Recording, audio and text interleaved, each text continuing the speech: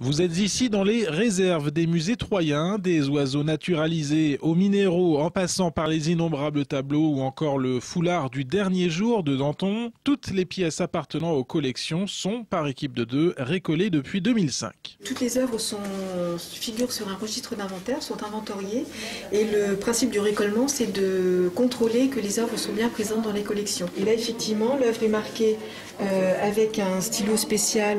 Ensuite on va faire un constat d'état à la fois du support, de la couche picturale, mais également aussi du cadre. Il y a une bonne adhérence, il y a quelques traces de frottement là à droite. En tout, 220 000 pièces sont à récoller. La démarche est une obligation légale, mais cet état des lieux permet de prendre conscience du patrimoine caché. Certaines œuvres oubliées ne le seront plus.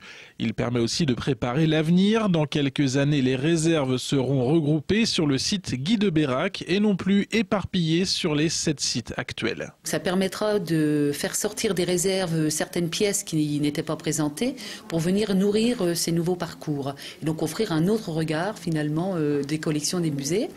Et d'autre part, il y a le projet des réserves et donc il est important de connaître de manière détaillée, notamment en termes de dimension, de poids, d'encombrement, pour pouvoir aménager ces réserves. Entre une peinture sur bois, une peinture sur huile par exemple, les conditions sont différentes.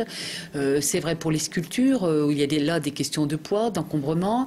Pour les petits objets, c'est peut-être des conditions plus sécurisées. La démarche de récollement est donc une étape importante dans le projet de pôle muséal lancé par la ville. Au-delà de l'aspect patrimonial, le côté politique compte. Troyes, estiment les spécialistes, possède l'une des 20 collections les plus riches de France. Ça sera un moyen aussi de faire prendre conscience à l'ensemble des Troyens de l'immensité de leur richesse patrimoniale et l'utilisation de ces richesses dans un but de développement économique, à savoir l'attractivité touristique. On peut attirer en effet des milliers et des milliers de visiteurs par rapport aux richesses patrimoniales qui sont à l'heure actuelle dans nos réserves, qui peuvent être restaurées et qui peuvent être montrées au public. Depuis 2005, 20% des collections des musées d'art et d'histoire, 80% des collections du Muséum d'histoire naturelle ont été récollées. L'opération doit s'achever en juin 2014.